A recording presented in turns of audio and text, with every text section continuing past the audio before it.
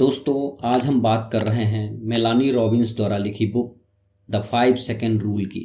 लेखक Mel Robbins एक अमेरिकी on air CNN commentator, host, लेखक और मोटिवेशनल स्पीकर हैं। लेखक ने इतिहास, कला और व्यवसाय के सबसे प्रसिद्ध क्षणों में से कुछ आदतों, दिलचस्प कहानियों और आश्चर्यजनक तथ्यों के विज्ञान का उपयोग किया। मेल रॉबिन्स इस किताब में पुश पुल की शक्ति की व्याख्या करती है।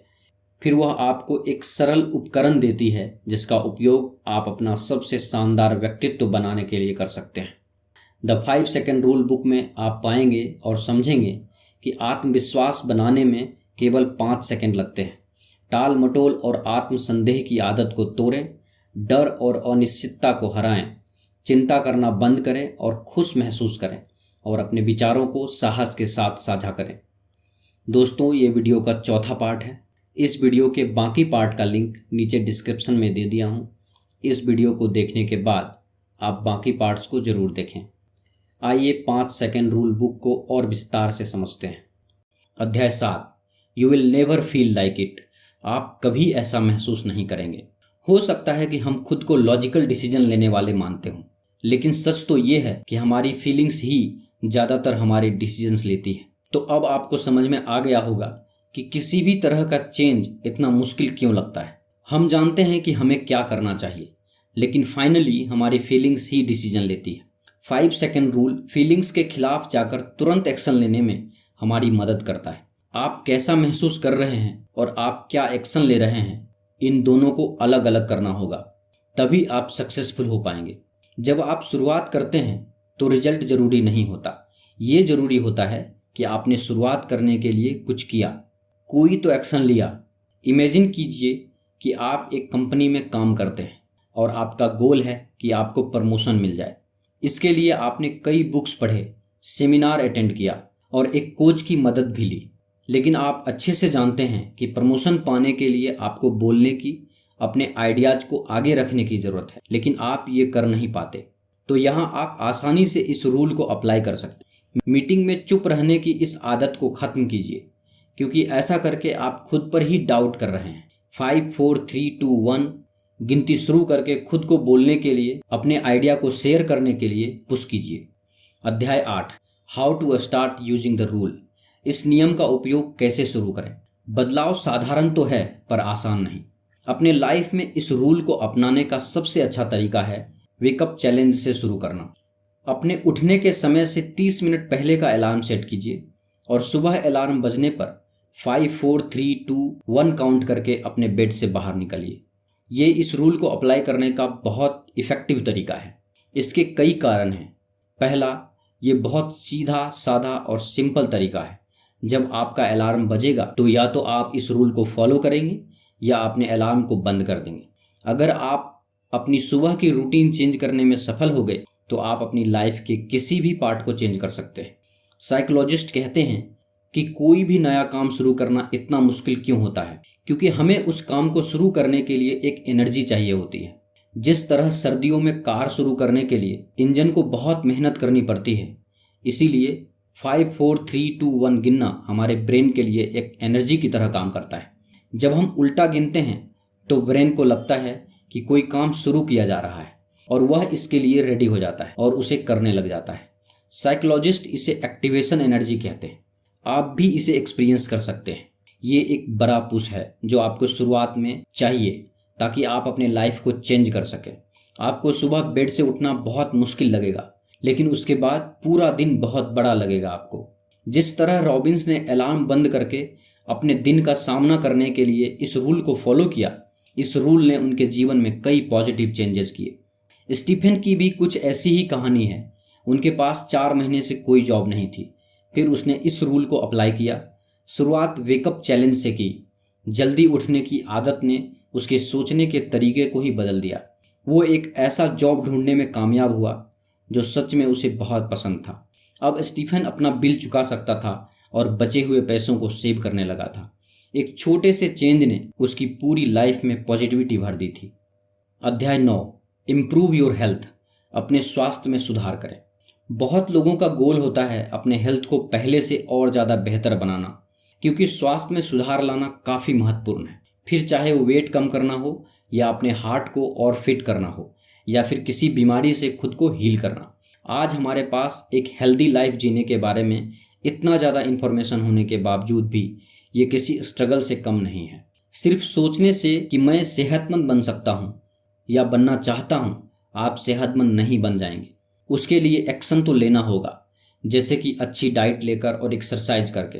पता तो है पर मन नहीं करता। यहाँ फिर हमारी फीलिंग्स डिसीजन लेने लगती है। आपको पता है कि फास्ट फूड खरीदने से ज़्यादा अच्छा घर का खाना होता है, लेकिन फिर भी आप बाहर से ही खाना खरीदते हैं क्योंकि सुबह आपका खाना बनाने का मन नहीं था। आपको पता है कि टीवी देखने की जगह आपको वॉक के लिए जाना चाहिए, लेकिन बाहर ठंड में जाने का आपका मन नहीं करता। अब यहाँ पर इस रूल की ज़रूरत है। इस रूल को अपनाकर मेरा मन नहीं कर रहा है ये कहने की आदत छोड़िए। जैसे ही आपके मन में ये ख्याल आए कि मुझे जिम के लिए तैयार होना है या सोडा की जगह पानी पीना है, बस तुरंत वो कर लीजिए। अपने फीलिंग्स को बीच में मत आने दीजिए। बस 5 से पीछे काउंट करना शुरू करके अपने मन की आवाज़ को सुन लीजिए। आपकी फीलिंग्स मायने नहीं रखती, बल्कि एक्शंस मायने रखते हैं, क्योंकि सिर्फ वो ही आपके हेल्थ और लाइफ में एक ऐसा चेंज कर सकते हैं जिससे आपको जीवन भर फायदा होगा। इसीलिए 5 से 1 तक गिनिए और छोटे छोटे हेल्दी चॉइसेस लेते जाइए। फिर कुछ दिनों में अच्छे परिणाम आपको चकित कर देंगे। फरवरी 2014 में चार्ली का वजन 383 पाउंड था। उसने मेल रॉबिन्स के टेड टॉक को सुना। उस दिन से उसने 5 सेकंड रूल को यूज करना शुरू कर दिया, ताकि वो ऐसे एक्शंस ले सके जो उसकी हेल्थ को ज़्यादा बेहतर बना सकते हैं। चार्ली ने 176 पाउंड वजन कम किया और अपनी लाइफ तो 360 डिग्री ही चेंज कर दी। वो ऐसा करने में इसीलिए सफल हुआ क्योंकि उसने अपने फीलिंग्स की ना सुनकर ऐसे एक्शंस लिए जो उसकी हेल्थ के लिए ज़्यादा अच्छे थे। अध्याय 10, इंक्रीज प्रोडक्टिविटी। अपनी उत्पादकता को बढ़ाएं। अपनी उत्पादकता को बढ़ाएं और बेकार की चीज़ों में अपना समय बर्बाद ना करें। प्रोडक्टिविटी बढ़ाने के लिए पहले ये समझें कि खुद को डिस्ट्रैक्शन से दूर करना होगा और आपको अपने ज़रूरी कामों को ज़्यादा ध्यान से करना होगा। प्रोडक्टिविटी आपके फोकस करने की एबिलिटी पर डिपेंड करती है। आपको ध्यान भटकाने वाली चीज़ों को इग्नोर करके अपने काम पर फोकस करना है और फिर बेकार के कामों में समय बर्बाद करने के बजाय उस काम को पहले करना है जो सबसे ज़्यादा ज़रूरी है।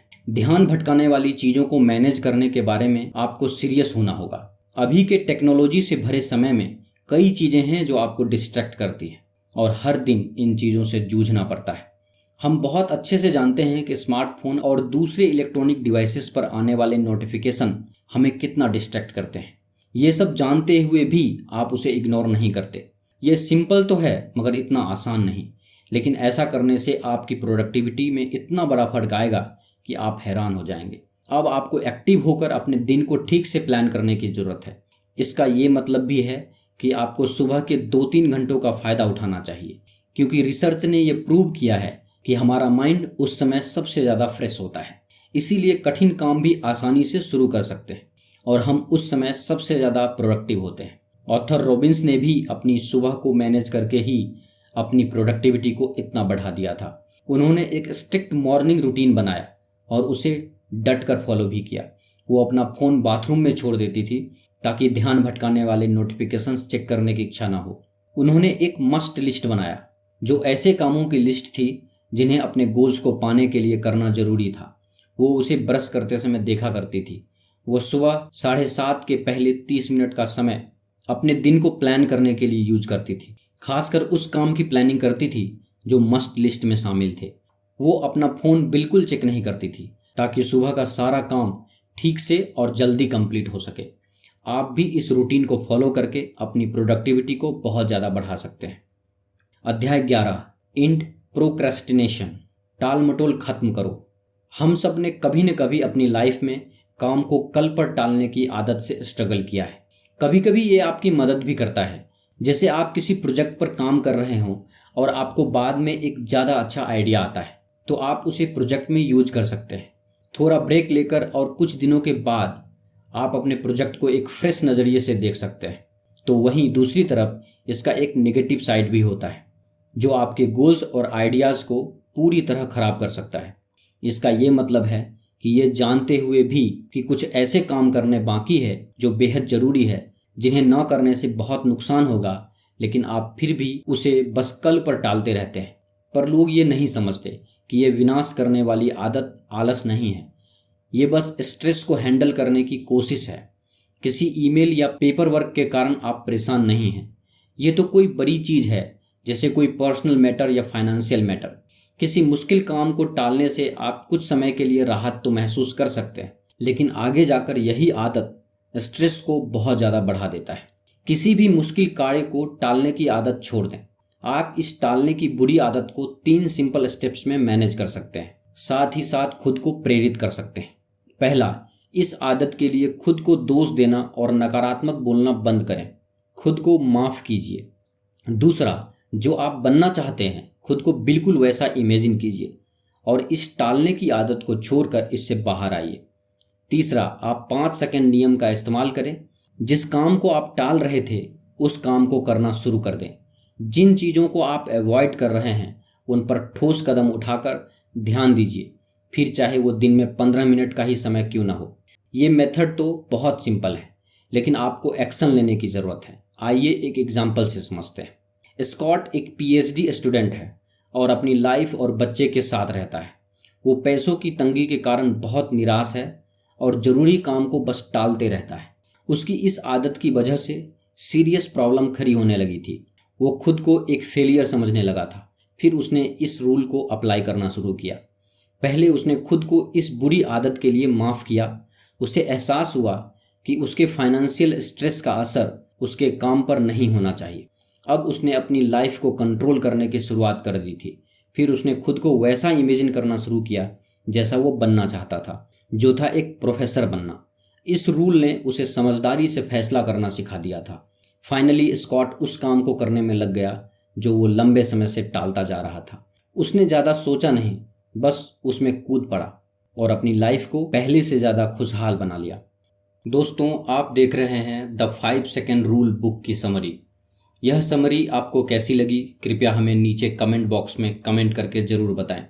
अगर आपको यह समरी अच्छा लगा हो तो इसे अपने दोस्तों और फैमिली मेम्बर्स के साथ अवश्य शेयर करें और हमारे लेटेस्ट वीडियो देखने के लिए हमारे YouTube चैनल बुक्स प्ले को सब्सक्राइब करें। धन्यवाद।